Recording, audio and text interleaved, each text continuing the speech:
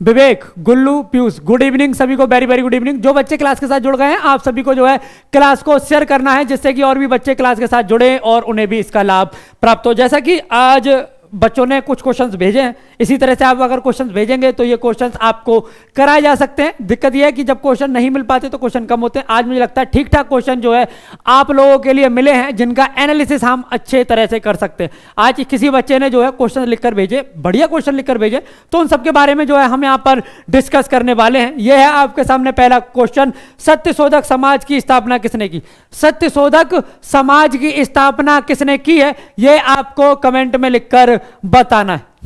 अरे यार पवन, बहुत अच्छे, बढ़िया, बहुत अच्छे। क्या हो जाएगा? तो याद रखिएगा सत्यशोधक समाज की जो स्थापना है यह की है ज्योतिबा फुले ने। किसने? याद रखिएगा ज्योतिबा फुले द्वारा जो है सत्यशोधक समाज की स्थापना की गई है। अगर आपसे एग्जाम में पूछे कि कब की गई है तो याद रखिएगा 1873 में जो है इन्होंने इसकी स्थापना की है। इनके द्वारा दो लिखी हुई पुस्तक हैं जो आपको याद रखना है। एक तो आपको पता ही है जिसका नाम है गुलामगिरी। क्या है? जिसका नाम है गुलामगिरी। तो ये आपको याद रखना है किसकी है? ज्योतिबा फुले की पुस्तक है। एक और पुस्तक जो आपको यहां पर याद रखनी है उसका है जिसका नाम है सार्वजनिक सत्य धर्म। क्या है? सार्वजनिक सत्य धर्म। ये किसकी पुस्तक है? ज्योतिबा फुले की जो है ये पुस्तक है। तो ये आपको याद रखना है। यहां पर आपको कुछ चीजों के बारे में याद रखना है या आपको जवाब देना है। कमेंट में लिखकर जवाब दीजिए, क्योंकि ये क्वेश्चन भी आप लोगों के लिए महत्वपूर्ण है। एक क्वेश्चन जो स्टार्टिंग में बहुत आया था, अभी वो रिपीट नहीं हुआ है, पर जिस तरह से सत्यशोधक समाज और आर्य समाज से क्वेश्चन आ रहे हैं, ये क्वेश्चन फिर से रिपीट हो सकता है। कमेंट में लिखकर बताइए ब्रह्म समाज की स्थापना किसने की? ठीक है, कब की? तत्वबोधिनी सभा की स्थापना किसने की और कब की? तत्वबोधिनी सभा की स्थापना किसने की है और कब की है? साथ में आपको एक चीज और बतानी है जो कि है आपका ब्रह्म समाज, तत्वबोधिनी, आर्य समाज की स्थापना किसने की है। एक चीज और जो आपको लिखकर बतानी यहां पर, भारतीय ब्रह्म समाज। भारतीय ब्रह्म समाज और आदि ब्रह्म समाज। भारतीय ब्रह्म समाज और आदि ब्रह्म समाज, इन दोनों से अभी तक एक भी क्वेश्चन नहीं पूछा गया है। मैं हैरान हूं क्यों नहीं पूछा गया, पर यकीनन पूछेगा।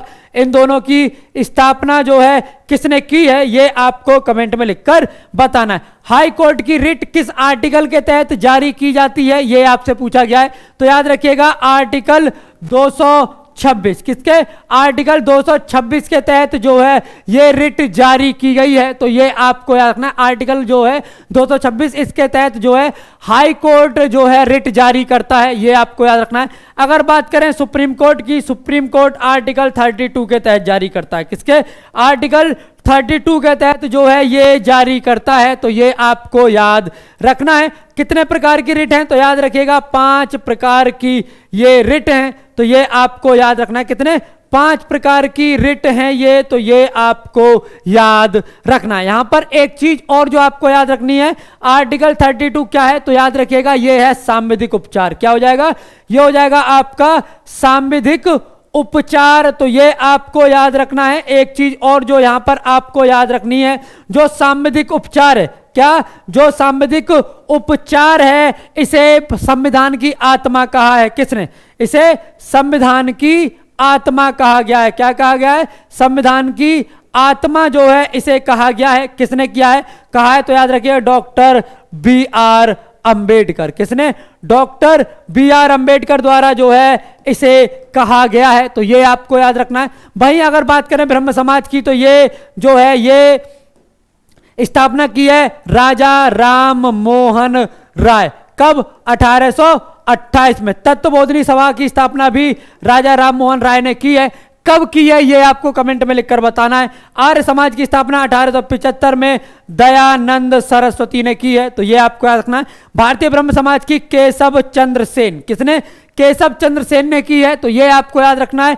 भारतीय ब्रह्म समाज तो याद रखिएगा देवेंद्र नाथ ठाकुर। किसने? देवेंद्र नाथ ठाकुर ने जो है इसकी स्थापना की है। तो ये आपको याद रखना है। ठीक। अगर बात करें अम्लीय वर्षा का पीएच मान, तो 5.6 से कम, 5.6 से कम होता है। क्या? याद रखिएगा, वेरी गुड, 5.6 से कम जो पीएच मान है ये अम्लीय वर्षा का होता है, तो ये आपको याद रखना है।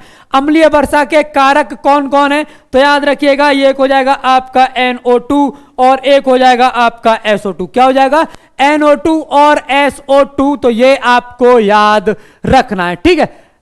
बहुत अच्छे। किसने लिखा तत्वबोधिनी सभा की स्थापना जो है 1839 में की है, गलत हो, जरा एक बार ध्यान से चेक करो, ठीक। चलो अगला। अच्छा यहां पर एक चीज और, अगर आपको यहां एक चीज और आपको जो याद रखनी है यहां पर, वो याद रखनी है आपको पीएच पैमाने को लेकर। किसको, पीएच पैमाने को लेकर याद रखनी है। पीएच अगर 7 है तो मामला हो जाएगा उदासीन। क्या हो जाएगा, ये हो जाएगा आपका उदासीन। अगर इसे 0 तक कम कर दें तो ये हो जाएगा आपका अम्लीय, और अगर इसे 14 तक बढ़ा दें तो ये क्या हो जाएगा, ये हो जाएगा आपका क्षारीय। अच्छा शुद्ध जल का पीएच कितना होता है, शुद्ध जल का पीएच कितना होता है ये आपको कमेंट में लिखकर बताना है, ठीक है। अच्छा तत्वबोधिनी सभा, अरे सॉरी, तत्वबोधिनी सभा की स्थापना किसने की है ये आपको बताना है। आत्मीय सभा की स्थापना, सॉरी माफी चाहता हूं, आत्मीय सभा की स्थापना जो है ये राजा राम मोहन राय द्वारा की गई है।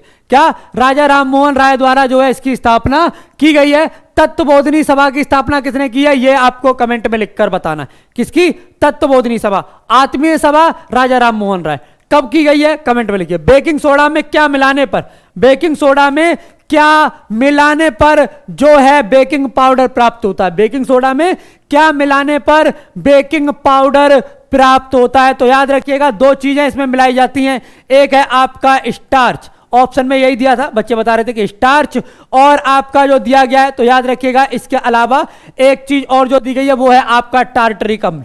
क्या है, स्टार्च और टार्टरिक अम्ल, तो ये आपको याद रखना है। बेकिंग सोडा का सूत्र क्या है, तो NaHCO3। क्या हो जाएगा, NaHCO3, तो ये आपको याद रखना है। हाँ चलो ठीक है। हाँ वो जो जिस बच्चे ने सादाब नाम के किसी बच्चे ने बताया था पहले 1839 में तत्वबोधिनी सभा की स्थापना देवेंद्रनाथ टैगोर ने की है, बिल्कुल सही है, ठीक। चलिए मैं उसे आत्मीय सभा समझ बैठा था, उसके लिए मैं माफी चाहता हूं, ठीक। अच्छा हाँ, सोरेनसन ने जो है लगभग 1900 शायद 1900 या 1909 के लगभग जो है पीएच की खोज की थी, तो ये भी आपको याद रखना।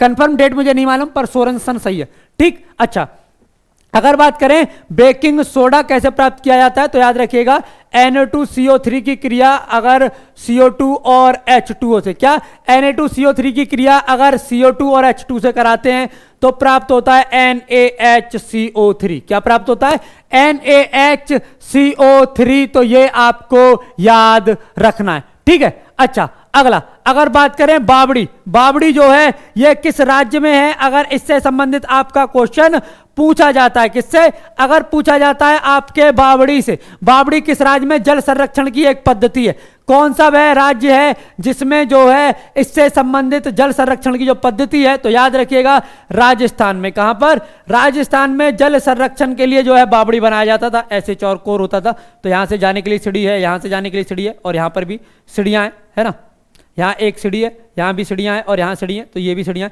ये क्या है, ये जल भरने की जगह है, ये बावड़ी कहा जाता है, तो ये आपको याद रखना। ताप्ती नदी का उद्गम स्थान कहाँ पर है, जो ताप्ती नदी है इसका उद्गम स्थान कहाँ है, ये आपको बताना। क्या है ताप्ती का उद्गम स्थल, पूजा कबीर, प्रिंस, कारवान, भावना यादव, बहुत अच्छे, गिरिजा, पबजी, सनी, ठीक।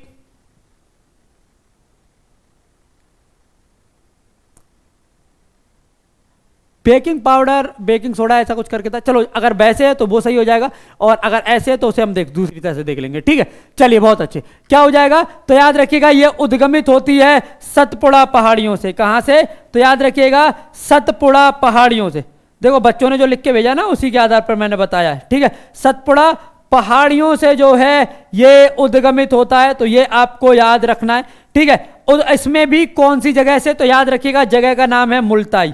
क्या नाम है, जगह का नाम है मुल्ताई। इसका प्राचीन नाम जो था या जो मूल रूप था इसका नाम था मूलतापी। जो जगह है इसका नाम क्या था, इसका जगह का नाम है मूलतापी। याद रखिएगा कहां पर यह पड़ती है, तो याद रखिएगा बैतूल जिले में। कहां पर, बैतूल जिले में यह पड़ती है।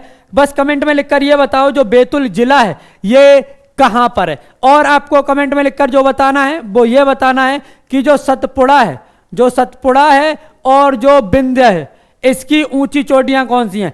पश्चिमी घाट और पूर्वी घाट की सबसे ऊंची चोटियां आपको कमेंट में लिखकर बतानी है। अरावली की गुरु शिखर है, हिमालय की है एवरेस्ट, तो ये आपको याद रखना है। ठीक, अगला, विद्युत का फिलामेंट किसका बना होता है?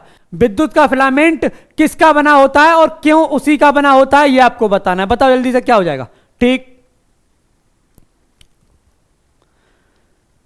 वाराणसी, राम, घनश्याम, मनीषा, बहुत अच्छे, बहुत बढ़िया। याद रखिएगा ये एनालिसिस आपके आने वाले समय के लिए बहुत ज्यादा महत्वपूर्ण है, जो आप एग्जाम देने जा रहे हैं उसके लिए याद रखिएगा बहुत ही ज्यादा महत्वपूर्ण ये आपका एनालिसिस होने वाला है। ठीक है, चलिए बहुत अच्छे। क्या हो जाएगा? ये हो जाएगा आपका टंगस्टन। क्या हो जाएगा?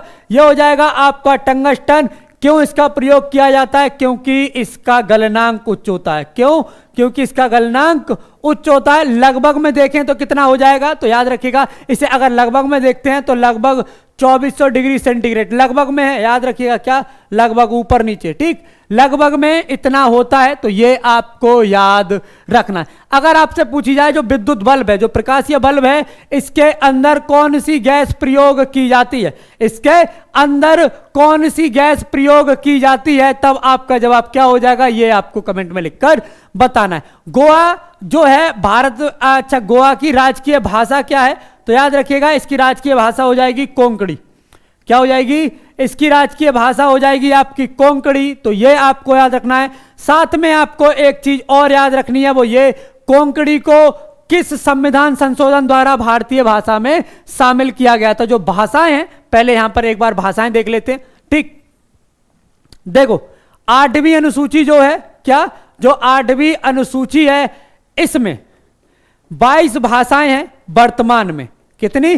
22 भाषाएं हैं वर्तमान में। लेकिन अगर बात करें मूल संविधान की, तब कितनी थी? तो याद रखिएगा तब थी इसमें 14 भाषाएं। कितनी? 14, यानी कि 8 जो हैं बाद में जोड़ी गई हैं। ठीक है, कौन कौन सी 8 भाषाएं हैं जो बाद में जोड़ी गई हैं, उन्हें हम देखते हैं। जैसे जो कोंकणी भाषा है, इसे किसके तहत जोड़ा गया? तो याद रखिएगा 72वें संविधान संशोधन, 71वें संविधान संशोधन द्वारा। किसके? 71वें संविधान संशोधन द्वारा इसे जोड़ा गया है। कब? तो याद रखिएगा 1992 में। कब? 1992 में। इसके साथ साथ 3 भाषाएं, 2 भाषाएं और थी। एक थी नेपाली और एक थी मणिपुरी। कौन थी? एक थी नेपाली, एक थी मणिपुरी। साथ में आपको याद रखना है एक भाषा जो है 1967 में आपके 21वें संविधान संशोधन द्वारा, कौन से? 21वें संविधान संशोधन द्वारा जोड़ी गई है। कौन सी है? तो वो हो जाएगी आपकी सिंधी। क्या हो जाएगी? ये हो जाएगी आपकी सिंधी। तो ये आपको याद रखना है। वहीं एक भाषा और जो आपको यहां पर याद रखनी है, संविधान संशोधन है, वो है आपका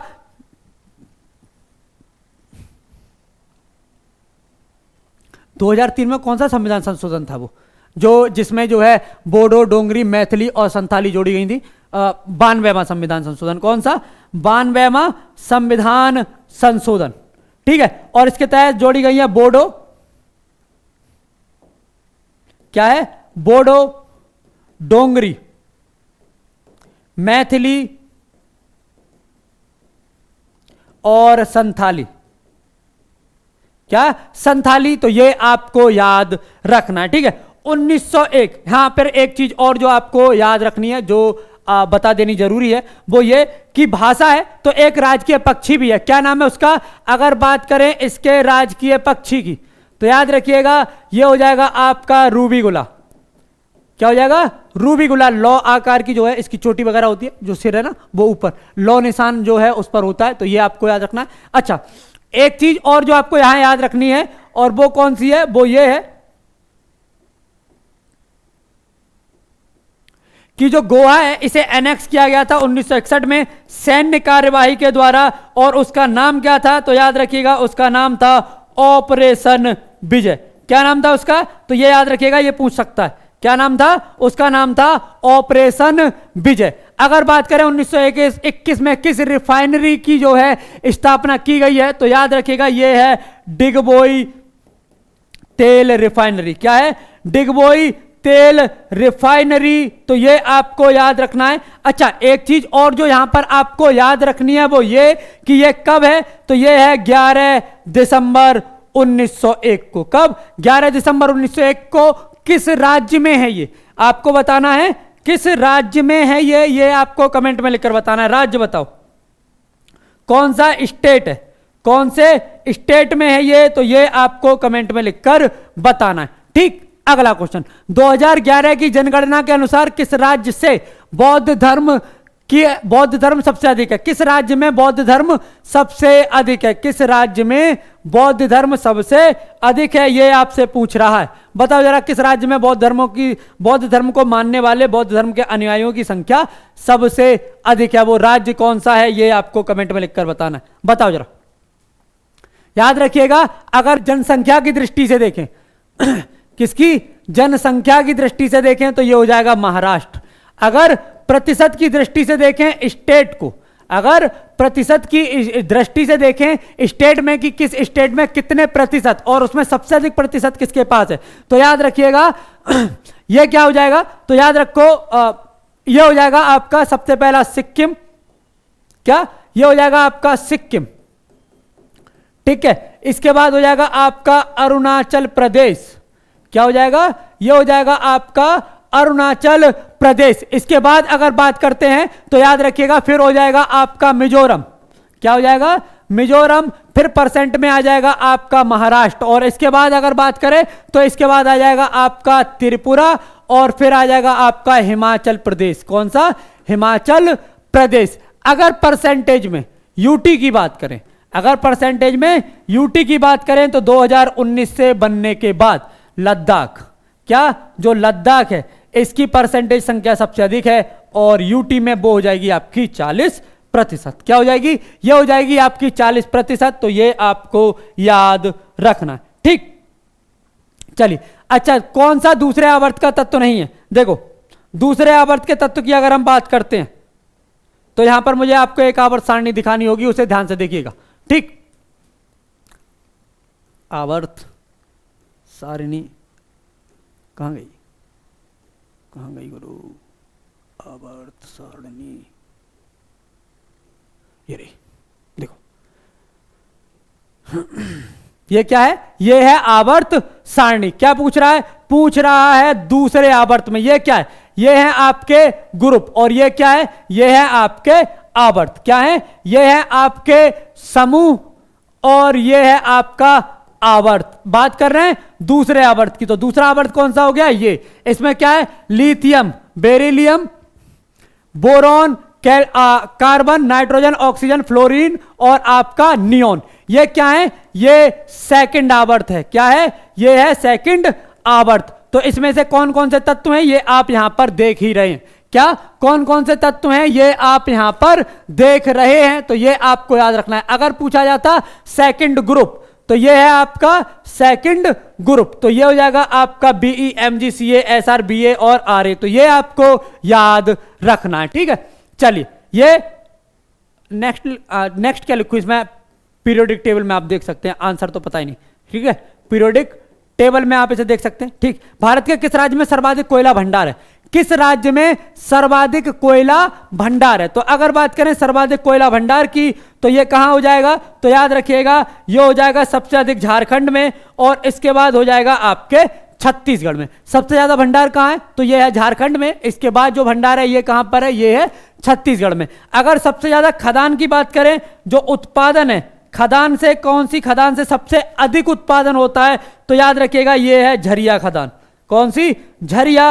और ये कहां पर है? ये है आपके झारखंड में। लेकिन अगर आपके वर्ष 2020-21 की बात करें, 2020-21 में उत्पादन सबसे अधिक किसने किया है? 2021 में सबसे अधिक उत्पादन करने वाला कौन था? तो याद रखिएगा ये हो जाएगा आपका छत्तीसगढ़। इसके बाद जो उत्पादन सबसे अधिक किया है उड़ीसा ने, फिर किया है आपके एमपी ने, और फिर किया है आपके झारखंड में। ये उत्पादन है सबसे अधिक, है ना? ये भंडार है सबसे अधिक। सबसे अधिक उत्पादन किस खान से है? तो याद रखिएगा झरिया, और इसके बाद रानीगंज खदान। आपको कमेंट में लिखकर बताना है रानीगंज खदान कहां पर है, ये आपको कमेंट में लिखकर बताना है। ठीक है। अच्छा, एक चीज और जो आपको यहां पर याद रखनी है वो क्या है, वो ये है कि अगर आपसे पूछा जाए कितने प्रकार के कोयला जो हैं ये पाए जाते हैं, तो याद रखिएगा पूरे विश्व में 4 प्रकार के कोयला पाए जाते हैं, जिनमें से एक क्या है, पहला है आपका एंथ्रेसाइट। क्या हो जाएगा, पहला हो जाएगा आपका एंथ्रेसाइट। दूसरा कौन सा हो जाएगा, तो दूसरा हो जाएगा बिटुमिनस। क्या हो जाएगा, बिटुमिनस। अगर आपकी बात करें तीसरे की, तो यह हो जाएगा आपका लिग्नाइट। ठीक है। चौथा हो जाएगा आपका पीट। क्या हो जाएगा, चौथा हो जाएगा आपका पीट। अगर बात करते हैं यहां पर भारत में सबसे अधिक प्राप्त करने की, तो यह क्या हो जाएगा, यह हो जाएगा आपका बिटुमिनस। बिटुमिनस से सबसे अधिक भंडार बताया तो मेरे गुरु, भंडार बताया सबसे अधिक कोयला भंडार कहां है, तो यह लिखा है देखो भाई साहब, बड़ा बड़ा झारखंड। क्या, झारखंड बताया। मैं एक्स्ट्रा बता रहा हूं जिससे कि जब आपके एग्जाम में क्वेश्चन पूछा जाए तो एटलीस्ट आप उसे सही तो कर पाए। ठीक है। भारत में कौन सा पाया जाता है, भारत में पाया जाता है बिटुमिनस। और यह किस प्रकार का है, तो याद रखिएगा ये गोंडवाना लैंड का कोयला है। क्या, गोंडवाना लैंड का कोयला है, ये आपको याद रखना है, इसे गोंडवाना कोयला भी कहते हैं। ठीक है। चलो, गोंडवाना और अंकारा लैंड क्या हो जाएंगे, तो याद रखिएगा गोंडवाना लैंड और जो अंकारा लैंड है ये आपके कैसे कह सकते हैं इसे ऐसे कह लो, जो पृथ्वी, इसे एक छोटे से उसमें समझ लो क्योंकि ये भी आपके एग्जाम में आ सकता है। वो क्या है, कॉन्टिनेंटल ड्रिफ्ट थ्योरी। क्या है, कॉन्टिनेंटल, अरे एक बार में लिख जा भाई, कॉन्टिनेंटल ड्रिफ्ट थ्योरी। क्या, कॉन्टिनेंटल ड्रिफ्ट थ्योरी किसने दी, 1916 में दी थी अल्फ्रेड वेगनर ने। किसने, अल्फ्रेड वेगनर द्वारा जो है ये 2016 में प्रोवाइड कराई गई थी। अल्फ्रेड वेगनर द्वारा 2016 में इसे प्रोवाइड कराया गया, मतलब प्रस्तुत की गई। इनके मुताबिक पहले भूमि एक जगह थी और जो जल है ये एक जगह था। ठीक है। वो पृथ्वी है, बीच में लाल रंग की भूमि है और ये है जल। इनके मुताबिक दूसरी जो कंडीशन आई, इसके मुताबिक जो भूमि है ये 2 हिस्सों में टूट गई और जो जल है वो बाकी हिस्सों में बट गया। जो जल है ये बाकी हिस्सों में बट गया। इसे कहा गया पेंजिया और इसे कहा गया पैंथलासा। क्या कहा गया, पैंथलासा। जो 2 भागों में जो भूमि बटी, पहले वाले को कहा गया अंगारा लैंड। क्या कहा गया, अंगारा लैंड। और यह बना है गोंडवाना लैंड। कौन सा, गोंडवाना लैंड। इससे निकल के कौन कौन से द्वीप बने हैं, तो याद रखिएगा साउथ अमेरिका बना, अफ्रीका बना, ठीक है, और ऑस्ट्रेलिया बना, मेडागास्कर बना, इंडिया बना। इसीलिए इंडिया जो है ये गोंडवाना से बना है, इसलिए इसके कोयला को गोंडवाना कोयला कहते हैं। तो ये आपको रखना। बाकी यूरोप और नॉर्थ अमेरिका, ग्रीनलैंड, ये आपके अंगारा लैंड से बने। उम्मीद करता हूं आपको समझ में आ गया होगा। ग्लूकोज का फॉर्मूला क्या है, C6H12O6। क्या है, C6H12O6। तो ये आपको याद रखा है। ठीक है। आवर्त सारणी में आर्गन दे रखा था जो तीसरे आवर्त में, चलो एक बार देख ले, क्या तीसरा आवर्त कहां है, ये रहा आर्गन, ये रहा। अगर आर्गन दे रखा था तो ये तीसरे आवर्त का हो जाएगा। तो आर्गन, अगर आर्गन दे रखा है तो यहां पर मैं आंसर में आर्गन लिख देता हूं। ठीक है। क्या लिख देता हूं, आर्गन लिख देता हूं। नीचे लिख देता हूं ये तीसरे आवर्त में है। किसमें, तीसरे आवर्त में है। ठीक है। साथ में यहां पर गोला कर देता हूं जिससे कि आप समझ जाएं कि किसके बारे में हम बात कर रहे थे। ठीक। चलो अगला, त्वचा और आंतरिक अंगों के बीच कौन सा ऊतक पाया जाता है, त्वचा और आंतरिक ऊतकों के जो आपका आंतरिक अंग है इनके बीच में कौन सा ऊतक पाया जाता है, ये आपसे क्वेश्चन पूछ रहा है। और एक बात और जो आप सभी बच्चों को करनी है, वो क्या करनी है, वो करनी है आपको शेयर करना है और आपको इस क्लास को लाइक करना है। क्या करना है, आपको इस क्लास को शेयर करना है। तो करो शेयर, शेयर करो और इसे आपको लाइक करना है। ठीक है। चलिए, लाइक और शेयर इसे आप लोगों को करना है तो जल्दी से कर दीजिए। अगर त्वचा और आंतरिक अंगों की बात करें तो इनके बीच में क्या आता है, तो याद रखिएगा इनके बीच में आता है आपका बसा ऊतक। क्या कहते हैं, ये आता है आपका बसा ऊतक। तो ये आपको याद रखना है। ठीक है। प्रभावती, गौरव, नीरज, किशोरी, मिथुन, पूनम, पबजी, किशोर, बहुत बढ़िया, बहुत अच्छे, बहुत शानदार। ठीक, बहुत अच्छे। याद रखिएगा आपकी एसएससी जीडी के लिए क्लास है 2 बजे, 2 बजे एसएससी जीडी के लिए क्लास है। साथ में आपकी जो क्लास है एक 11 बजे है, एक सुबह 6 बजे करंट अफेयर की है, एक 9 बजे है, एक 4 बजे है, रात 8 बजे, जिसके लिए अभी फिलहाल एनालिसिस चल रहा है। ठीक है। और साथ में आपको याद रखना है एक क्लास आपकी जो है 7 बजे जो चल रही है ये है, तो ये आपको याद रखना है। जीडी के लिए स्पेशली क्लास 2 बजे जिसमें आप हिंदी और जीएस करते हैं। 11 बजे जो क्लास है वो है आपके रेलवे ग्रुप डी के लिए जिसमें आप साइंस और जीएस के क्वेश्चंस करते हैं। यहूदी नववर्ष का त्योहार देखो, मैं जब ढूंढा मैंने तो मुझे एक त्योहार मिला है और उम्मीद है वो इसी का है जिसका नाम है रोश हसाहन। क्या है? रोश हसाहन। ये जो है, अब अंग्रेजी की स्पेलिंग तो मैं भूल गया इसकी क्या है, लेकिन ये क्वेश्चन जो है ये आंसर मुझे मिला है। यहूदी नववर्ष का त्योहार कौन सा है? अच्छा, कमेंट में लिखकर बताओ दक्षिण में जो नववर्ष पर त्योहार मनाया जाता है जो या तमिल नववर्ष का जो त्योहार है वो कौन सा है, एक बार कमेंट में लिखकर आप सभी को बताना है। ठीक, अगला 2 ओम के 3 प्रतिरोधों को श्रेणी क्रम में जोड़ने पर क्या है? तो देखो, अगर श्रेणी क्रम में पूछा जाए तो क्या है? R1 plus R2 plus R3 and so on. अगर बात करें ये क्या है? ये है आपका श्रेणी क्रम।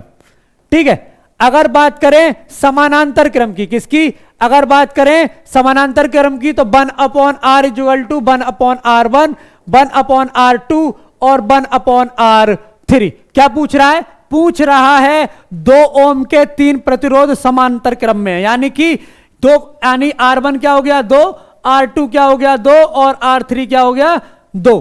पूछ क्या रहा है? R पूछ रहा है, समतुल्य प्रतिरोध पूछ रहा है, यानी कि R1 plus R2 plus R3 यानी कि 2 गुणा 2 सॉरी प्लस 2 प्लस 2 यानी कि 6 ओम। क्या हो जाएगा? इसका आंसर हो जाएगा आपका 6 ओम। तो ये आपको याद रखना है। जिन बच्चों का कल एग्जाम हो वो आप इस नंबर पर 7080108555 ये वो नंबर है जिस पर आपको जो है क्वेश्चंस भेजने हैं। क्या करने हैं? इस पर आपको क्वेश्चंस भेजने हैं। ये आपके ऑफिस का नंबर है। ठीक, तो इस पर आप जरूर क्वेश्चन भेजिए। जैसे आज किसी बच्चे ने क्वेश्चन भेजे, बहुत बढ़िया क्वेश्चन भेजे और उन्हीं के क्वेश्चन के बेस पे आज कुछ क्वेश्चन, वरना बहुत कम क्वेश्चन मिल पाए थे आज। ठीक है, चलिए, बहुत अच्छा। बच्चों ने बहुत कम क्वेश्चन भेजे थे। ठीक, चलिए अगला क्या हो जाएगा? संघीय व्यवस्था को किसके साथ, किस देश से लिया? देखो, सशक्त केंद्र के साथ संघ की अवधारणा क्या है, इसे मैं और डिफाइन कर देता हूं। तो याद रखिएगा, सशक्त केंद्र के साथ आपकी क्या हो जाएगा? सशक्त केंद्र के साथ संघ की अवधारणा। संघ की अवधारणा,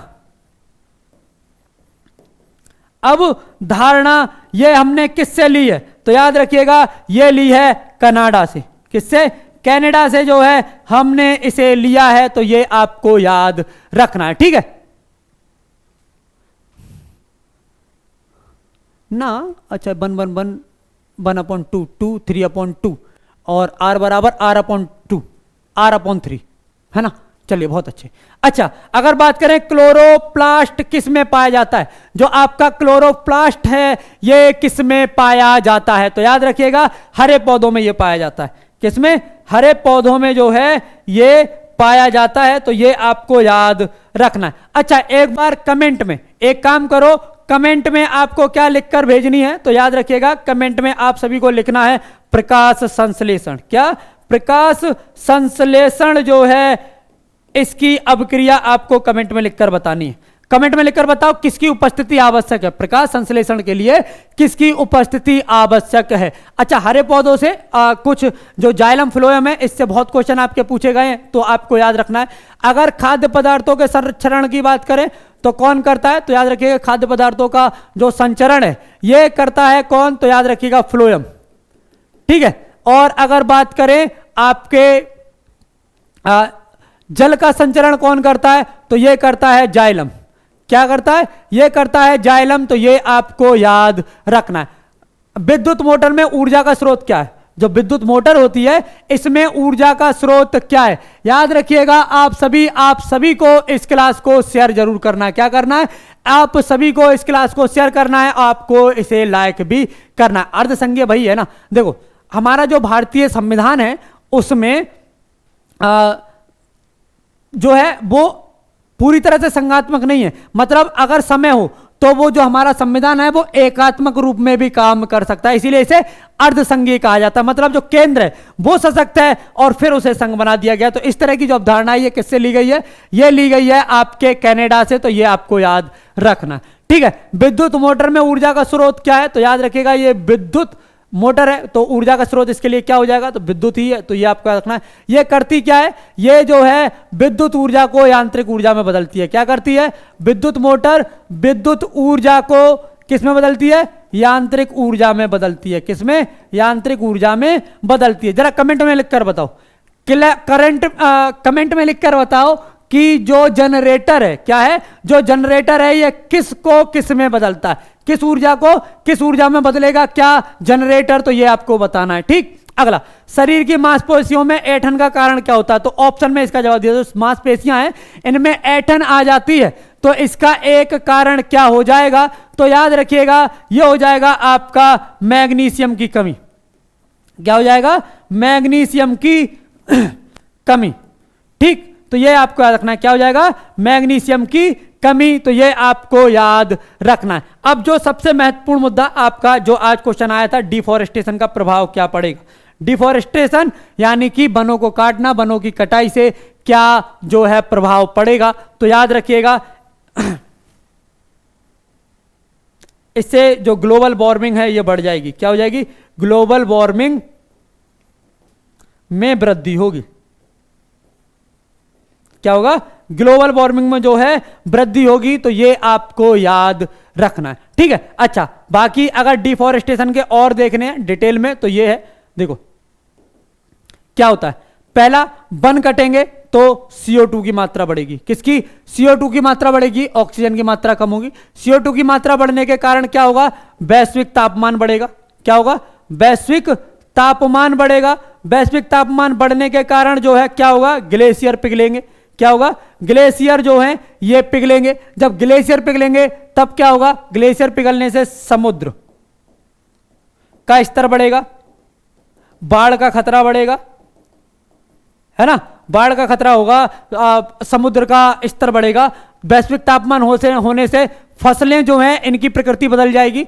फसलें, मौसम की प्रकृति बदल जाएगी। मौसम जो है अनुकूल नहीं रहेगा जैसे अभी है, कभी वर्षा हो जाएगी, कभी भी ठंड पड़ जाएगी, कभी भी गर्मी हो जाएगी। वैश्विक तापमान से ही तो ये जो है प्रभावित होंगे। गर्मी दिन ब दिन बढ़ेगी और जो ठंड है वो धीरे धीरे कम होगी, तो ये आपको रखना है। अच्छा, इसके साथ साथ जब समुद्र बढ़ेगा तो जितने भी तटीय क्षेत्र हैं वो क्या हो जाएंगे, वो डूब जाएंगे। क्या हो जाएंगे, डूब जाएंगे। यानी कि जो मुंबई है, जो हमारे तटीय क्षेत्र है वो धीरे धीरे डूब जाएंगे। इंडोनेशिया वगैरह जैसा, मालदीव जैसे जो क्षेत्र हैं, कोरल रीफ जो हैं जैसे आपका लक्षद्वीप वगैरह, ये सब क्या हो जाएंगे, ये डूब जाएंगे। इसके कारण एक और जो होगा वो क्या होगा, मृदा अपरदन होगा। क्या होगा, मृदा अपरदन होगा। मृदा में जो वृक्ष हैं वो मृदा को पकड़ के रखते हैं ना, जो है क्या संगठित करके रखते हैं। अगर डिफॉरेस्टेशन होता है तो आपका जो मृदा अपरदन है इसमें क्या होगा, इसमें बढ़ावा होगा। क्या होगा, इसमें बढ़ावा होगा, तो ये आपको याद रखना है, इसमें वृद्धि होगी। ठीक है, चलिए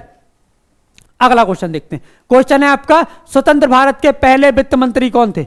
स्वतंत्र भारत के पहले वित्त मंत्री कौन थे, ये आपको कमेंट में लिखकर बताना है। बताओ जरा, पहले वित्त मंत्री किसके, स्वतंत्र भारत के कौन थे, तो याद रखिएगा ये हो जाएंगे आपके RK। याद रखिएगा क्या हो जाएगा, ये हो जाएगा आपका RK मुगन रेड्डी। क्या हो जाएगा, RK मुगन रेड्डी, तो ये आपको याद रखना है।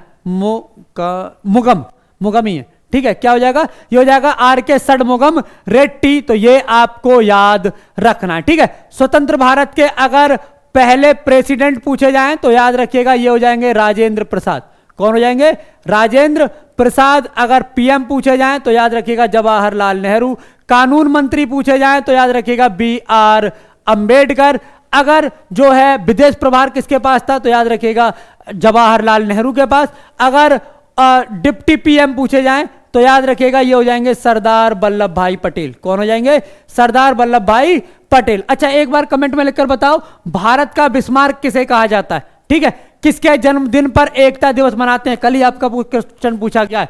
कमेंट में लिखकर बताओ एकता दिवस किस दिन मनाया जाता है और कब से मनाया जाता है, ये आपको याद मतलब बताना है। अच्छा, पंचायती राज जो है किस अनुच्छेद से संबंधित है, जो पंचायती राज है ये किस अनुच्छेद से संबंधित है, तो याद रखिएगा ये है आर्टिकल 243 से। किससे, आर्टिकल 243 से जो है ये संबंधित है, तो ये आपको याद रखना है। यहां पर आपको एक चीज और जो याद रखनी है पंचायत को लेकर, तो याद रखिएगा पंचायत जो है इनका सबसे पहली बार गठन जो है कब हुआ था, तो याद रखिएगा 2 अक्टूबर 1959 को, किसके समय में, जवाहरलाल नेहरू के समय में। किसके, जवाहरलाल नेहरू के समय में। दूसरी चीज जो आपको यहां याद रखनी है वो ये कि जो पंचायत है, दूसरा राज्य कौन सा था, ये राज्य कौन सा था, तो ये था पहला राजस्थान, दूसरा था आंध्र प्रदेश। आंध्र प्रदेश 1956 में भाषा के आधार पर बनने वाला पहला राज्य था। क्या था, भाषा के आधार पर बनने वाला पहला राज्य था। ये आपको रखना है कौन सा, आंध्र प्रदेश। बीच में आ गया तो मैंने बता दिया, ठीक है। पंचायत के बारे में याद रखिएगा, इसे संवैधानिक दर्जा कब दिया गया है, तो याद रखिएगा इसे संवैधानिक दर्जा दिया गया है आपका 73 और 74 में संविधान संशोधन द्वारा। इसके तहत 2 आती हैं, कौन कौन सी, एक है आपकी ग्राम पंचायत और एक है आपका नगर निगम। क्या है, एक है आपकी ग्राम पंचायत, एक है आपकी नगर निगम। ग्राम पंचायत किसमें है, तो 11वीं अनुसूची में। किसमें, 11वीं अनुसूची में। कितने विषय हैं, तो याद रखिएगा 29। नगर निगम कितने हैं, तो याद रखिएगा ये 12वीं अनुसूची में है। और कितने जो हैं इस पे विषय है, तो इस पे विषय है 18। ठीक है, ये क्वेश्चन आपसे पूछ लिया है 29 विषयों वाला। ठीक है, अच्छा अगर बात की जाए कि कौन कौन सी समितियां इसके लिए जरूरी हैं, तो आपको जो याद रखनी है, एक है बलवंत राय मेहता समिति। कौन सी, बलवंत राय मेहता समिति। याद रखिएगा त्रिस्तरीय पंचायत की बात की है। किसकी, त्रिस्तरीय पंचायत की बात इसने की है। एक है अशोक मेहता, तो याद रखिएगा ये द्विस्तरीय, क्या, द्विस्तरीय पंचायत की बात की है। याद रखिएगा एक हो जाएगी आपकी LM लक्ष्मी मल्ल सिंघवी समिति। कौन सी, LM सिंघवी समिति। क्या किया इसने, इसने जो है आपके संवैधानिक, क्या, संवैधानिक जो है दर्जा देने की बात की है। क्या की गई है, संवैधानिक दर्जा देने की बात यहां पर की है। और एक है आपकी PK थुंगन समिति, ये बनी है आपकी 1986 में, और ये है 1977 में। ठीक है, PK थुंगन कब की है, तो याद रखिएगा 1989 की, और इसने भी संवैधानिक दर्जा देने के बारे में बात की है। जैन धर्म के 5 अणु व्रत कौन से हैं, जैन धर्म के 5 अणु व्रत कौन से हैं, ये आपसे आज क्वेश्चन पूछा गया था। तो याद रखिएगा ये हो जाएंगे आपके सत्य, अहिंसा, क्या हो जाएगा, सत्य, अहिंसा, अस्तेय, अपरिग्रह, अस्तेय, अपरिग्रह और ब्रह्मचर्य, और ब्रह्मचर्य। याद रखिएगा ये जो आपका ब्रह्मचर्य, ये जो आपका है ब्रह्मचर्य, इसके बारे में याद रखिएगा ब्रह्मचर्य को महावीर स्वामी ने जोड़ा है। ये क्या है, इसे किसने जोड़ा है, तो याद रखिएगा महावीर स्वामी के द्वारा इसे जोड़ा गया है। इससे पहले 4 अणु व्रत थे, सत्य, अहिंसा, अस्तेय, अपरिग्रह, लेकिन 5वां किसने जोड़ा है, 5वां जो है महावीर स्वामी के द्वारा जोड़ा गया है। महावीर स्वामी वास्तविक संस्थापक थे, 24 में तीर्थंकर थे। पहले तीर्थंकर थे ऋषभदेव, और संस्थापक भी थे ऋषभदेव, और दूसरे थे अजीतनाथ, और 23 में थे पार्श्वनाथ। तो ये आपको याद रखना है, ठीक है। अच्छा, अगर महावीर स्वामी का चिन्ह पूछें, अगर महावीर स्वामी का चिन्ह पूछें, चिन्ह कौन सा है, तो याद रखिएगा महावीर स्वामी का जो चिन्ह है वो है सिंह, शेर, सिंह। तो ये आपको याद रखना है, ठीक है। एक्टिनाइड ग्रुप, जो इससे पहले जो वो है ना आवर्त सारणी, उसमें लिखा हुआ है, तो उसे आराम से देख लेना, या पीछे चले जाओ तो देख लो, ठीक। अगला, मौलिक कर्तव्यों की सिफारिश किसने की है, मौलिक कर्तव्य मूल संविधान में नहीं है, याद रखिएगा, ठीक है। ये कलर दिखाई दे रहा है, अगर नहीं दे रहा तो मैं इसे बदल देता हूं, ठीक है। देखो मौलिक संविधान जो है, सॉरी मौलिक कर्तव्य जो है, ये कहां से लिए, ये लिए हैं USSR से, ठीक है। किस संविधान संशोधन द्वारा, तो 42वें संविधान संशोधन 1976 के द्वारा, सरकार इंदिरा गांधी। इसके लिए एक वीडियो अलग से डाली गई है आप लोगों के लिए, स्पेशली आप लोगों के लिए एक वीडियो अलग से डाली गई है। इसके लिए अगर आपने नहीं देखी है तो जरूर देख लीजिए, मौलिक कर्तव्य से संबंधित सारे डाउट आपके क्लियर हो जाएंगे, ठीक है। अच्छा, एक चीज याद रखिएगा, किसने इसके लिए जो है सिफारिश की थी, तो याद रखिएगा स्वर्ण सिंह समिति ने। किसने, स्वर्ण सिंह समिति द्वारा जो है इसकी सिफारिश की गई थी। तो ये आपको याद रखना है। एक चीज और जो यहां पर आपको याद रखनी है वो ये, जब इन्होंने सिफारिश की थी 10 मौलिक कर्तव्यों की, कितनी मौलिक कर्तव्य, 10, वर्तमान में है 11, जो एक जोड़ा गया है, ये जोड़ा गया है 86 में संविधान संशोधन 2002 के द्वारा। कितने, 86 में संविधान संशोधन 2002 के द्वारा द्वारा जो है इसे जोड़ा गया है, तो ये आपको याद रखना है। सही जवाब हो जाएगा स्वर्ण सिंह समिति। 2011 की जनगणना के अनुसार महिला साक्षरता दर कितनी है? 2011 की जनगणना के अनुसार महिला साक्षरता दर कितनी है? तो याद रखिएगा जो महिला साक्षरता दर है ये है आपकी 64.9%। कितनी है? 64.9%। अगर बात करें 2011 की जनगणना के अनुसार, ये फीमेल की है। अगर बात करें मेल की, किसकी? अगर बात करें मेल की, तो याद रखिएगा जो मेल है इनकी हो जाएगी लगभग 82.16%। एक जगह मेरे को 82.16% मिला है, तो ये आपको याद रखना है। ठीक, बढ़िया। एक काम करोगे, सबके सब एक काम करो, पहले तो क्लास को शेयर करो और आपको लाइक करना है। याद रखिएगा 2 बजे आपकी क्लास चल रही है एसएससी जीडी के लिए, जो आपका एग्जाम आना है। उस एग्जाम की तैयारी करने के लिए समग्र तैयारी, कैसे उस सोच को विकसित कर सकते हैं, कौन से पहलू आपके लिए बहुत ज्यादा जरूरी हैं, प्रीवियस ईयर हम वहां पर कर रहे हैं, क्या क्या आपके लिए बहुत ज्यादा महत्वपूर्ण हो जाता है, किस चीज को आपको बिल्कुल भी नहीं छेड़ना है, नहीं छोड़ना है, ना छेड़ना। जैसे होता है ना कि इस टॉपिक से बहुत कम क्वेश्चन आ रहे हैं तो मत पढ़ो, कौन सी चीज से बहुत ज्यादा क्वेश्चन आ रहे हैं इसे छोड़ना नहीं है ना, ना किसे नहीं छेड़ना है, किसे नहीं छोड़ना है। इस तरह की चीजें जो है आपको वहां देखने को मिलती है। एक समग्र जो सोच है आपकी विकसित होती है 2 बजे वाली क्लास में, तो उस क्लास के साथ आपको जरूर जुड़ना है। पौधे को जल पौधे जो जल त्यागते हैं उसे क्या कहते हैं? कई बार आपने देखा होगा जो पौधे हैं उनके ऊपर जो बूंदे वगैरह सी होती हैं, वो जो जल है वो छोड़ देते हैं, क्या कहते हैं उसे, ये आपको बताना है। तो याद रखिएगा इसे क्या कहा जाता है? इसे कहा जाता है आपका बाष्पोत्सर्जन। क्या कहा जाता है? बाष्पोत्सर्जन जो है कहा जाता है इसे, तो ये आपको याद रखना है। क्या कहा जाता है? इसे बाष्पोत्सर्जन कहा जाता है। रजनीश रंजन की कोई दिक्कत है, अगर आप में से कोई जो है अवेलेबल है तो इन भाई साहब की दिक्कत को सुन लो, बहुत ही ज्यादा तकलीफ में ये। ठीक है, चलो क्या हो जाएगा? ये हो जाएगा आपका बाष्पोत्सर्जन, तो ये आपको याद रखना है। ये वीडियो में पीछे नहीं जाना चाहते, इन्हें यहीं पर कुछ जानना है तो इन्हें बता दो, जो भी बता सकता है जरा इन्हें जो है इनकी मनसा दूर कर दो। ठीक, अगला क्वेश्चन, बांदीपुर नेशनल पार्क कहां स्थित है? जो बांदीपुर नेशनल पार्क है ये कहां पर स्थित है, ये आपको कमेंट में लिखकर बताना है। अच्छा, आपको जो है बांधवगढ़ नेशनल पार्क कहां है ये भी आपको बताना है, तो बताओ। साथ में आपको एक चीज और बतानी है, वो है गिर नेशनल पार्क कहां है, बताओ। खीरगंगा नेशनल पार्क कहां है, बताओ। दुधवा कहां पर है, कमेंट में लिखो। ठीक है, क्लाउडेड लेपर्ड कहां पर है, क्लाउडेड लेपर्ड कहां पर है, कमेंट में लिखकर बताओ, है ना। अच्छा, एक चीज और बताओ, काजीरंगा कहां पर है, काजीरंगा कहां पर है, कमेंट में लिखकर बताओ। रणथंभौर कहां पर है, कमेंट में लिखो। कान्हा कहां पर है, कमेंट में लिखो। चलो इतनी सब चीजें कमेंट में लिखो फटाफट से, बहुत तेज। अरे उन्हें जवाब देने हैं, टांग नहीं खींचनी है। वो जो पूछ रहे हैं उनका जवाब दे दो। ठीक, चलो अगला क्या हो जाएगा? ये कहां पर है? तो याद रखिएगा ये है कर्नाटक में। कहां पर? ये है कर्नाटक में, तो ये आपको याद रखना है। ठीक है, एक चीज और जो आपको यहां पर याद रखनी है वो ये कि जो बांदीपुर नेशनल पार्क है इसे 1974 में, किसमें? 1974 में जो है इसे नेशनल पार्क घोषित किया गया था। कब? 1974 में इसे नेशनल पार्क घोषित किया गया था, तो ये आपको याद रखना है। ठीक है, अम्ल और क्षार की क्रिया से क्या बनता है? याद रखिएगा इस प्रकार की जो क्रिया होती है उसे उदासीनीकरण अभिक्रिया कहते हैं। क्या कहते हैं?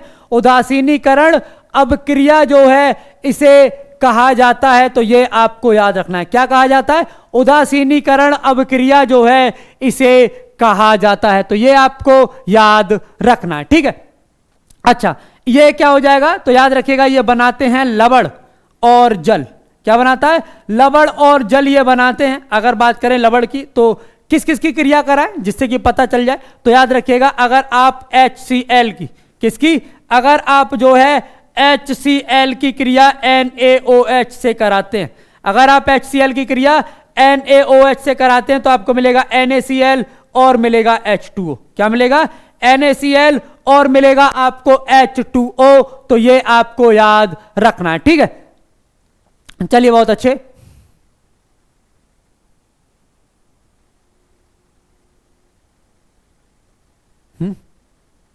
क्या लिखना चाहते हो? जरा साफ साफ लिखोगे तो चीजें समझ में आएंगी, है ना। चीजें जब लिखो तो क्लियर लिखो, ताकि एटलीस्ट पता तो चले कहना क्या चाहते हो। ठीक, चलिए सजीत पाल, कल से आपकी इस बात का जो आपका जो आपका जो ये क्वेरी है ना, या फिर आप जो कहना चाहते हैं, इस बात का ध्यान रखा जाएगा कल से, है ना। आज के लिए तो मैं माफी चाहता हूं, ठीक है, बढ़िया। चलो इनके बारे में बात कर लें। तो देखो बांधवगढ़ कहां पर है, तो एमपी में। कहां पर है, बांधवगढ़ है आपके एमपी में, तो ये आपको रखना है। गिर कहां पर है, ये है गुजरात में। खीरगंगा कहां है, हिमाचल प्रदेश में। हिमाचल प्रदेश में और कौन कौन से कमेंट में लिख के बताओ। अच्छा गंगोत्री नेशनल पार्क कहां पर है बताओ। दुधवा कहां पर है, ये यूपी में, ठीक है। क्लाउडेड लेपर्ड कहां पर है, ये आपको कमेंट में लिखकर बताना है। काजीरंगा कहां पर है, तो ये आसाम में है। और रणथंभौर कहां पर है, तो याद रखिएगा ये राजस्थान में, ठीक है। गंगोत्री नेशनल पार्क कहां है, ये आपको कमेंट में लिखकर बताना है, ठीक, बढ़िया। कोई कुछ कहना चाह रहा है, ठीक है, वो तो सही है। हाँ क्लाउडेड लेपर्ड कहां पर है बताओ जरा फटाफट से।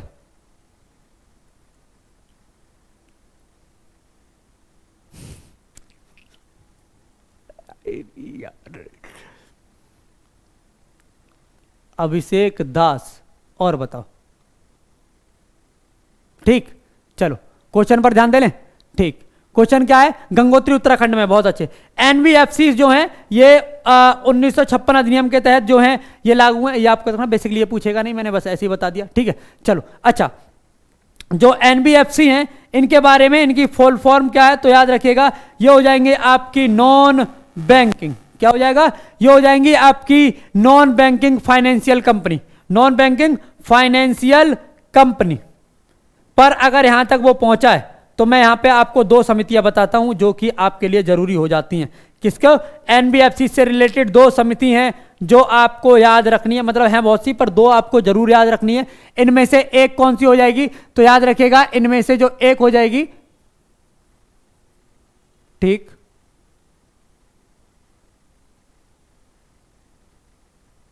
ठीक है, ठीक है, इनमें से एक कौन सी हो जाएगी, तो याद रखिएगा इनमें से एक जो कंपनी जो हो जाएगी वो हो जाएगी समिति जेम्स एस राज समिति। कौन सी, जेम्स एस राज समिति, तो ये आपको याद रखना है। और एक है आपकी चक्रवर्ती समिति। कौन सी, चक्रवर्ती समिति। ये दो समितियां याद रखिएगा किससे रिलेटेड है, एनबीएफसी से रिलेटेड है, ठीक है। अच्छा ये त्रिपुरा, मुझे लगा आपसे पूछ लूं फिर ही बताऊं, क्या है, ये है आपका त्रिपुरा, तो ये आपको याद रखना है, ठीक। अगला क्वेश्चन, संगमरमर का रासायनिक सूत्र क्या है। संगमरमर का रासायनिक सूत्र क्या है, ये आपको कमेंट में लिखकर बताना। बताओ किसका, संगमरमर का रासायनिक सूत्र। याद रखिएगा आपकी क्लास एक सुबह 6 बजे है, एक है 9 बजे, एक है 11 बजे रेलवे ग्रुप डी के लिए, एक है आपकी 2 बजे एसएससी जीडी के लिए मैं कराता हूं, जिसमें आप हिंदी और जीएस पढ़ते हैं, ठीक है। यहाँ पे एक तरह से आपको एसएससी जीडी का एग्जाम बेसिकली कैसे टैकल करना है वो वहाँ पे हम सिखाते हैं। 2 बजे वाली क्लास में तो उससे आइएगा। 4 बजे क्लास आपकी एसएससी जीडी के लिए मैथ की क्लास है। रात 8 बजे आपकी मैथ रीजनिंग की क्लास है अजय सर की। और अभी 7 बजे जो क्लास चल रही है ये चल रही है आपकी एनालिसिस की। और जो बच्चे एग्जाम देने जा रहे हैं उनके लिए आपके पास नंबर है, उस नंबर पर फोन करके 708 जो 80 वो जो नंबर है ना आपके ऑफिस का नंबर, उस पर जो है आपको क्वेश्चंस भेजने हैं जिससे कि उन क्वेश्चंस को हम यहां पर करा सकें। अगर बात करें संगमरमर की तो यह है आपका CaCO3। क्या हो जाएगा, ये हो जाएगा CaCO3। अगली बार इसका क्या पूछेगा, अगली बार इसका रासायनिक नाम पूछेगा तो याद रखिएगा ये हो जाएगा आपका कैल्शियम। क्या हो जाएगा, ये हो जाएगा आपका कैल्शियम कार्बोनेट। क्या हो जाएगा, ये हो जाएगा आपका कैल्शियम कार्बोनेट। तो ये आपको याद रखना है, ठीक। चलिए बहुत अच्छे।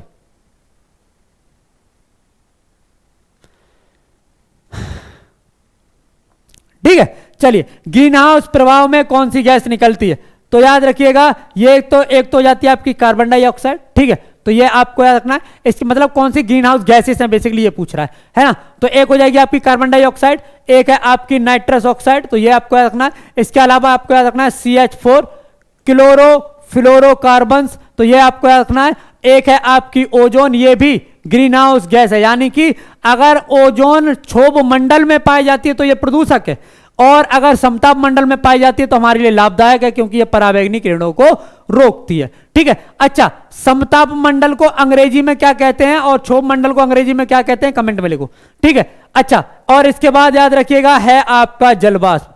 अच्छा, ये जो 5 चीजें आपकी लिखी हैं, अगर मैं ये पूछूं इन सभी में कौन सी वह चीज है जो ज्वालामुखी में सबसे अधिक निकलती है? ज्वालामुखी फटने पर इनमें से कौन सी एक चीज है जो सर्वाधिक निकलती है? यह आपको कमेंट में लिखकर बताना। बताओ।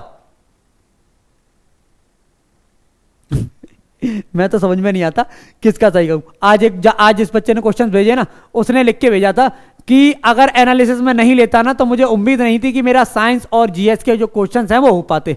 एक व्यक्ति ये लिख रहा है कि सर जी आपका पढ़ाया हुआ कुछ नहीं आता, बताओ मैं क्या करूं। मैं तो बस ये सोच रहा हूं कि तुम क्लास में रेगुलर आते भी हो कि नहीं आते हो। मतलब मैं एनालिसिस करा रहा हूं, मैंने क्लासेस कराई हैं, मैंने क्रैश कोर्स कराया है, मतलब आपके इसी यूट्यूब चैनल पर डेली क्लासेस ली हैं। इवन आज जो क्वेश्चन लिए हैं, कल जो क्वेश्चन कराए, परसों क्वेश्चन कराए। अब या तो तुम रेगुलर नहीं आते या फिर मैं यहां पढ़ा कुछ देता हूं, मेरी समझ में कुछ और आता होगा, तो एक तो कारण ही हो सकता है। लेकिन देखने में तो चीजें सही लगती हैं। जब यहां पर जो क्वेश्चन मैं कराता हूं और जब एग्जाम में आते हैं तब तो बराबर ही लगते हैं। अब इतनी दिक्कत हो सकती है कि जो और बच्चे हैं उन्हें और मैं और वो बच्चे तो सही हैं, बस तुम एक ही हो जो गंदी मछली हो तालाब में, जिन्हें कुछ भी नहीं मालूम। ठीक है, जिन्हें कुछ भी नहीं मालूम। तो हम बताओ, समझ में नहीं आता करना क्या। ये एनालिसिस कब से? काफी टाइम से हो गया, 17 अगस्त तक आपका एनालिसिस चल रहा है। तब से लेके अब तक शायद ही कोई ऐसा क्वेश्चन है जो आपको ना कराया गया हो जो आपके एग्जाम में आया। डायरेक्ट क्वेश्चन पूछेगा। इवन अगर आप इसे करके जाते हैं तो 60 से 70% क्वेश्चन सिर्फ एनालिसिस से आपको मिल जाएंगे। जो एनालिसिस आप करके जा रहे हैं ना, इससे मिल जाएंगे। और इसके अलावा जो एक्स्ट्रा क्वेश्चन जो इससे बन सकते हैं, जो मैं करा रहा हूं, वो तो आपके लिए बोनस है ही है कि नहीं? मुर्गा बना दो, इसे तो मैं हिरण बनाऊंगा, मिले तो ये मुझे। मुर्गा बनाने से कुछ नहीं होगा, इसे हिरण बनाना पड़ेगा, कस्तूरी लगा के छोड़ना पड़ेगा ये आदमी। बताओ जरा, कहां उपास्थि नहीं पाई जाती? ऑप्शन में था। हाँ, अगर ज्वालामुखी की बात करें, ज्वालामुखी के फटने पर सबसे अधिक क्या होता है? हाँ, मुझे मालूम है, बहुत ज्यादा बोल गया था, बहुत ज्यादा हो गया होगा वो, ठीक है, मैं मानता हूं, है ना। पर यह बात सच है, एनालिसिस आपको ना बहुत ज्यादा क्या देता है, बहुत ज्यादा जो है हेल्प करता है। इसमें जो क्वेश्चंस एग्जाम में आए, ये नहीं है कि मन से करा रहे हैं, मतलब ये क्वेश्चन वो हैं जो आपके एग्जाम में आए। ये क्वेश्चन वो हैं जिनके बिना, मतलब अगर आप इन क्वेश्चंस को करके जाएंगे तो आपको बहुत हेल्प मिलेगी। मतलब 60%, समझ रहे हो? 60% का मतलब ये है कि अगर 100 क्वेश्चन है तो 60 क्वेश्चन आपके हो गए सिर्फ एनालिसिस से। बाकी आपने मेहनत तो की है। अब ऐसा थोड़ी है कि जो मास्टर पढ़ाएगा वो 100% आ जाएगा। अगर ऐसा ही हो जाता तो सब मुझसे ही पढ़ रहे होते, बाकी के बच्चे इधर उधर क्यों पढ़ रहे होते, है कि नहीं? लेकिन हाँ, यह है कि अगर आपने शुरू से लेकर अभी तक की क्लासेस की होंगी और जो क्वेश्चन आपको बताया होगा, जो चीज आपको बताई होंगी, अगर आपने वो की होंगी, तो ऐसा हो ही नहीं सकता कि जो आप एग्जाम देने आए उसमें कोई क्वेश्चन इधर से उधर हो गया हो। यह बात सही है। लेकिन बतौर शर्त उसके लिए यह है कि आपको जो 3 महीने से पढ़ाया जा रहा है, जो 3 महीने से क्वेश्चन कराया जा रहा है, जो एक्स्ट्रा फैक्ट आपको 3-4 महीने से बताए जा रहे हैं, वो आपको करना चाहिए। ठीक है, बढ़िया, बहुत अच्छे। चलो, अच्छा, उपास्थि कहां नहीं पाई जाती? 4 ऑप्शन थे आपके। एक था आपका लिवर, यकृत, ठीक है। एक था आपका कान, ईयर, ठीक है। एक था आपका नोज और एक था आपका लिरिक्स। कौन सा? लिरिक्स, ठीक, यानी कि कंठ। इनमें से कहां पर उपास्थि नहीं पाई जाती? तो इसका जो सही जवाब हो जाएगा, यह हो जाएगा आपका लिवर। क्या हो जाएगा? ये हो जाएगा आपका लिवर। तो ये आपको याद रखना है, ठीक है। चलिए, साइंस के क्वेश्चन जो हैं आप नीचे जो कमेंट है उसमें लिख दीजिए, जिससे कि पता, वो मैथ के क्वेश्चन, जिससे कि पता चल सके और उन क्वेश्चन को कराया जा सके, ठीक है। किसी ने पूछा है कि सर एग्जाम में करंट अफेयर आ रहा है क्या? तुमको क्या लगता है करंट अफेयर आ रहा है? बिना करंट अफेयर के क्वेश्चन कोई एग्जाम पूरा होता बिना करंट अफेयर के? अगर तुम्हारे यूनिवर्सिटी के एग्जाम ना हो तो है, कमाल के लोग हो, है ना। चलो अगला क्वेश्चन। और ज्वालामुखी से सबसे ज्यादा निकलती है जलवाष्प, ज्वालामुखी से सबसे अधिक निकलती है जलवाष्प। तो ये आपको याद रखना है। कुल कितनी शास्त्रीय भाषाएं? कुल कितनी शास्त्रीय भाषाएं हैं? तो याद रखिएगा ये 6 हैं। और इनमें सबसे पहली जो जोड़ी गई वो है तमिल, 2004 में जोड़ी गई। यह क्वेश्चन कई बार रिपीट हो चुका है आपका, ठीक है। और कमाल की बात यह है, अगर आपने 1000 प्रश्नों वाली श्रृंखला की होगी और बाद में जो आपके लिए मैराथन कराई गई थी, अगर आपने वो किया होगा तो यह क्वेश्चन आपको वहीं मिल जाएगा एग्जाम से पहले ही। और यह क्वेश्चन जिसकी उम्मीद, मतलब जिसे देखना यह मुश्किल हो जाता है कि यार ये क्वेश्चन पूछा भी जाएगा या नहीं, यह क्वेश्चन आपको वहां देखने को मिल जाएगा अगर आपने एक्चुअल में सही से तैयारी, क्लास सही से ली होगी। अगर दो दिक्कत पता है क्या है? दिक्कत यह है कि जब यहां पर आते हैं ना तो नीचे क्या लिखते हैं? कोई नाम, मान लो कोई एन से नाम है, फिर लिख देंगे आई लव यू। हाँ, अब तुम पढ़ने आए हो या प्यार बांटने आए हो? अगर प्यार बांटने आए हो तब तुम्हें क्या ही पता चलेगा क्या एग्जाम में आ गया। अगर पढ़ने आए हो तो समझ में आ रहा है ना। तो डिपेंड, मतलब ये डिपेंड करता है कि तुम क्या चाह रहे हो या तुम क्या करने एक्चुअल में क्लास में आए हो, है ना। चलिए अगला क्या हो जाएगा, एक हो जाएगी आपकी तमिल और ये हो जाएगी आपकी 2004 में। इसके बाद जोड़ी गई है आपकी संस्कृत, कौन सी? संस्कृत, ये जोड़ी गई है आपकी 2005 में। इसके बाद याद रखिएगा ये है आपकी तेलुगु और कन्नड़। तेलुगु और कन्नड़ ये कब जोड़ी गई है? ये जोड़ी गई है आपकी 2008 में। इसके बाद आपकी जोड़ी गई है मलयालम, कौन सी? मलयालम, कब? 2013 में। और इसके बाद जो आपकी एक जोड़ी गई है और ये है आपका उड़िया या उड़ीसी, ठीक है। और ये कब जोड़ी गई है? ये 2014 में। 14 में 1 2 3 4 5 6, ये कुल 6 शास्त्रीय भाषाएं हैं, तो ये आपको याद रखना है, ठीक है। चलिए सीआरआर क्या है, तो देखो सीआरआर क्या है जरा ध्यान से सुनो। इसे मैंने पहले भी कराया है जब इकोनॉमिक्स के क्वेश्चन कराए थे, और अब भी मैं बता रहा हूं, ध्यान दो, अगर हो सकता है दोबारा ये क्वेश्चन आपके एग्जाम में आ जाए। क्या है? मान लो ये है आपका आरबीआई, क्या है? ये है आपका आरबीआई, ठीक है। बड़ा बना रहा हूं ताकि अलग सा लगे, ठीक है। ये क्या है? ये है आपके छोटे छोटे बैंक्स, कमर्शियल बैंक्स, है ना। अब दिक्कत ये है, बात ये है सीआरआर में, इन सभी बैंकों को अपना कुछ कुछ प्रतिशत जो तय किया जाता है, मान लो 6% तय कर दिया, तो इन सभी को मानना है। मैं लिख नहीं रहा, पर ना कहोगे कि सर आपने तो 6% बता दिया। कुछ प्रतिशत, मान लो X प्रतिशत जो है, इन सभी को अपना आरबीआई के पास नगद रूप में जमा करना पड़ता है। किसमें? नगद रूप में जमा करना पड़ता है। और इस नगद रूप को क्या कहते हैं? ये जो प्रतिशत है इसे क्या बोलते हैं? इसे बोलते हैं कैश रिजर्व रेशियो। इसकी फुल फॉर्म अगर पूछ ले तो क्या हो जाएगा? ये हो जाएगा कैश रिजर्व रेशियो। क्या हो जाएगी? Cash reserve ratio. तो ये आपको याद रखना है, ठीक है। छोटे छोटे बैंक जो कमर्शियल बैंक्स होते हैं, ये कुछ प्रतिशत अपना नगद रूप में जो है आरबीआई के पास रखते हैं, इसे कहते हैं कैश रिजर्व रेशियो। तो ये आपको याद रखना है। हाँ, वो तुम पर है, तुम क्या समझते हो उसे। अच्छा, देवप्रयाग में अलकनंदा से मिलने से पहले गंगा नदी को क्या कहा जाता है? बेसिकली क्वेश्चन ये था कि जो गंगोत्री है, गंगोत्री से एक नदी निकलती है जो अलकनंदा में मिलने से पहले किस नाम से जानी जाती है? तो याद रखिएगा ये हो जाएगी आपकी भागीरथी। क्या हो जाएगी? ये हो जाएगी आपकी भागीरथी। देखो जो प्रयाग है, बेसिकली आपके 5 प्रयाग हैं, इन 5 प्रयागों के बारे में जान लो, ठीक है। और वहां कौन सी नदी कहां मिलती है ये भी जान लो, क्योंकि अगर देव प्रयाग से पूछा तो कर्ण प्रयाग से पूछेगा, नंद प्रयाग से पूछेगा, रुद्र प्रयाग से पूछेगा, विष्णु प्रयाग से पूछेगा, ठीक है। तो एक एक करके इनके बारे में देख लें।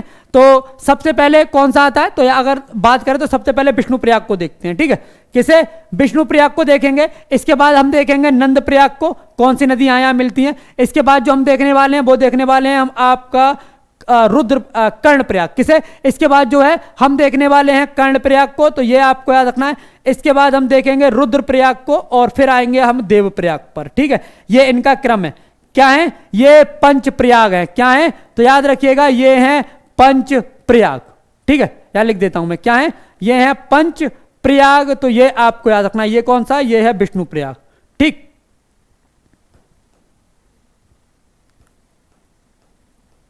क्या है? ये है आपका विष्णु प्रयाग, ठीक है। चलो इसे हम देख लेते हैं,